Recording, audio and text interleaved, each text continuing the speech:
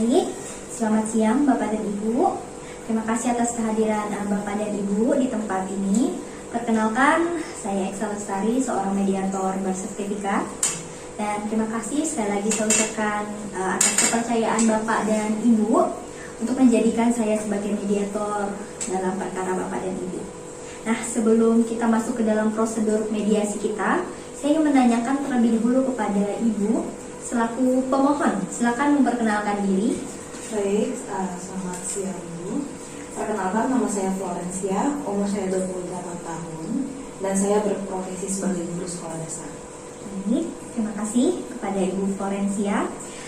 Dan saya persilakan kepada Bapak selaku termohon untuk memperkenalkan diri. Baik, perkenalkan, nama saya Karan Christopher, umur saya 30 tahun, saya seorang wirausaha. Baik, terima kasih kepada Bapak Karan. Baiklah Bapak dan Ibu, terima kasih sekali lagi saya ucapkan atas perkenalan dirinya. Saya ingin menyampaikan bahwa saya selaku mediator di sini akan melakukan mediasi antara Bapak dan Ibu, di mana mediasi sendiri adalah proses menyelesaikan sengketa perkara dengan damai, baik setiap konflik yang ada antara Bapak dan Ibu. Nah, selanjutnya alangkah lebih baiknya kita membuat sebuah tata tertib sebelum kita memulai prosedur mediasi kita ya. Guna tata tertib ini adalah untuk kelancaran kita dalam proses mediasi. Nah, mungkin dari Ibu Florencia selaku pemohon ada permintaan dalam tata tertib ini, Bu? Baik, saya ingin mediasi ini berjalan dengan baik dan lancar, tentunya tanpa ada kekerasan fisik maupun verbal. Baik, jadi Pak, Ibu menginginkan mediasi kita ini berproses secara lancar, tanpa ada kekerasan fisik dan menggunakan perkataan yang lemah lembut seperti itu ya. Dan mungkin dari Bapak Karan ada tata tertib yang ingin Bapak sampaikan? Dari saya juga tidak ada perkataan yang kasar dan berjalan dengan lancar. Baik, terima kasih. Berarti dapat saya simpulkan perkataan dari tata tertib dari Bapak dan Ibu ini hampir sama ya, dan dapat kita setujui ya. Dan ini juga telah saya catat dan akan saya bacakan kembali. Yang pertama itu tata tertib kita berjalan dengan lancar. Yang kedua, tidak menggunakan kekerasan fisik. Dan yang ketiga, berbahasa yang lemah lembut. Nah, selanjutnya dari Ibu Florencia, terlebih dahulu bisa Ibu ceritakan mengapa Ibu ingin menggugat cerai Bapak Karan? Baik Bu, jadi kami sudah menikah selama 2 tahun. Di awal tahun pernikahan kami, hubungan kami baik-baik saja Bu. Tapi di tahun kedua, setelah kami mendapatkan seorang anak, suami saya berubah drastis. Dia suka melakukan kekerasan fisik seperti memukul dan membanting saya. Terima kasih cerita dari Ibu ya. Jadi Ibu Florencia ini ingin gugat cerai Bapak dengan alasan Bapak sering melakukan KDRT kepada Ibu.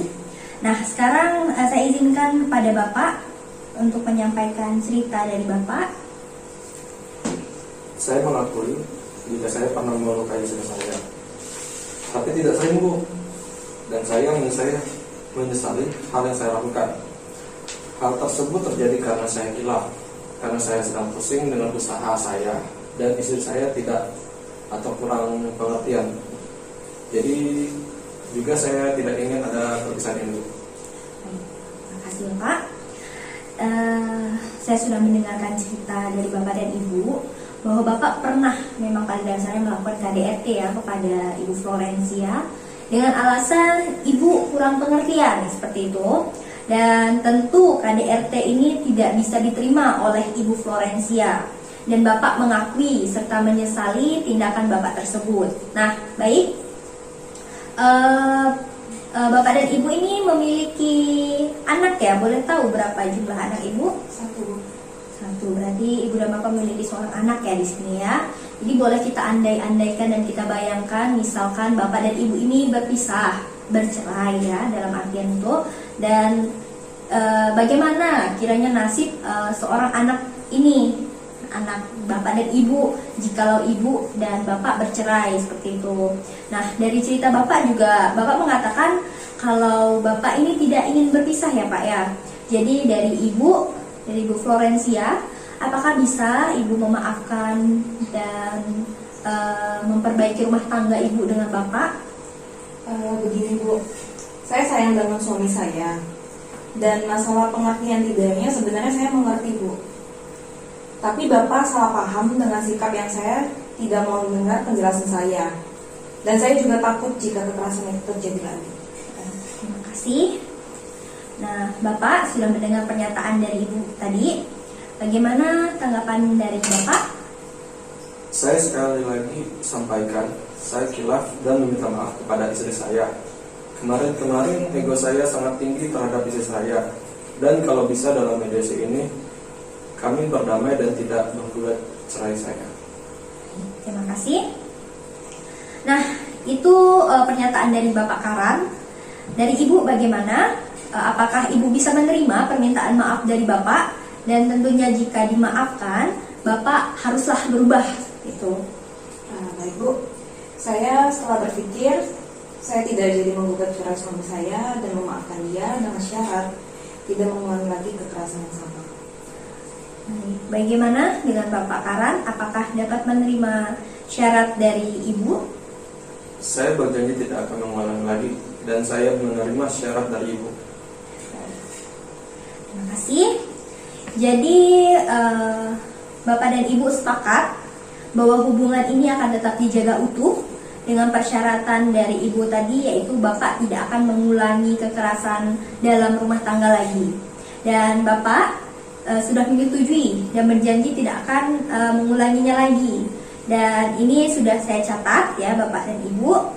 Selanjutnya akan saya buatkan akta perdamaian sebagai bentuk dari yang sudah kita sampaikan tadi oleh Bapak dan Ibu. Boleh ditandatangani dulu dari pihak Ibu. Oke. Baik, terima kasih. Dari Bapak boleh tanda tangan sebelah situ Pak. Baik, dan ini ditandatangani oleh saya sendiri selaku mediator.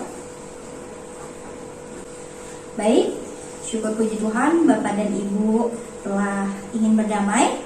Mudah-mudahan hubungan Bapak dan Ibu ini dapat berjalan dengan baik seperti tahun-tahun baru menikah. Bapak dan Ibu boleh ingat-ingat lagi kebersamaan Bapak dan Ibu, bagaimana Bapak dan Ibu bisa bersatu dalam ikatan pernikahan.